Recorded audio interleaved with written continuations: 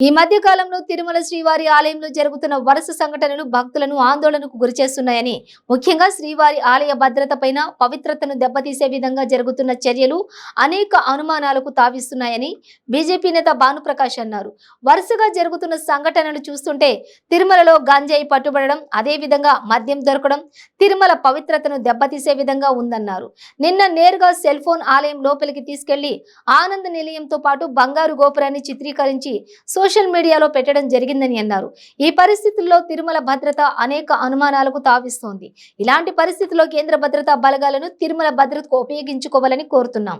ప్రస్తుతం దేశంలో ప్రముఖ దేవాలయాలు అయినటువంటి వారణాసి, అయోధ్య, వైష్ణవీదేవి ఆలయాలు కేంద్ర బలగాల సంరక్షణలో ఉన్నాయి.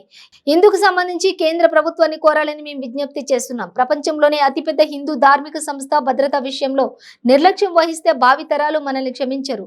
ఇప్పటికైనా ఈ విషయంలో మీరు పూర్తి స్థాయిలో చర్యలు తీసుకోవాలని, కేంద్ర భద్రతా బలగాల సహకారంతో తిరుమల భద్రతను, పవిత్రతను కాపాడాలని ఆశిస్తున్నామన్నారు. ముఖ్యమంత్రి జగన్మోహన్ రెడ్డి గారికి నమస్కారాలు. అయ్యా, ప్రపంచంలోనే అతిపెద్ద హిందూ ధార్మిక క్షేత్రం తిరుమల, కోట్లాది మంది భక్తులకు ఆరాధ్య దైవం వెంకటేశ్వర స్వామి, కలియుగ వైకుంఠంగా విరజిల్లుతున్న క్షేత్రం తిరుమల క్షేత్రం. ఈ మధ్య జరుగుతున్నటువంటి వరుస సంఘటనలతో శ్రీవారి భక్తులు ఆందోళనకు గురవుతున్నారు. ముఖ్యంగా తిరుమల భద్రత విషయంలో ఈ మధ్య కాలంలోనే శ్రీవారి ఆలయం పై నుండి ఆనందనిలయం పరిసర ప్రాంతాల్లో డ్రోన్లు చక్కెర కొట్టడం జరిగింది. అంతేకాకుండా తులసి వనం లాంటి తిరుమల క్షేత్రంలో గంజాయి పట్టుబడడం జరిగింది. ఈ 2-3 రోజుల్లో తిరుమల ఆలయం లోపల ఆనంద నిలయం పరిసర ప్రాంతాల్లో అజ్ఞాత భక్తులు దాన్ని కెమెరాలోనో ఫోన్లోనో చిత్రీకరించడం జరిగింది.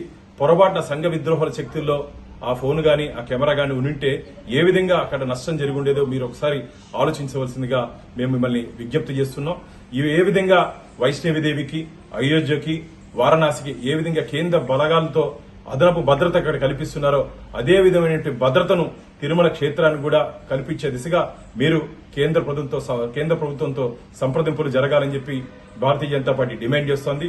అందులో భాగంగా ఎందుకంటే కోట్లాది మంది శ్రీవారి భక్తులు మనోభావాలు కించపరిచే విధంగా, గాయపడే విధంగా ఈ వరుస సంఘటనలు జరుగుతున్నాయి. కాబట్టి మీరు వెంటనే దీంట్లో చొరవ చూపి కేంద్ర ప్రభుత్వంతో చర్చలు జరిపి దీనికి కేంద్ర బలగాలతో అదనపు భద్రత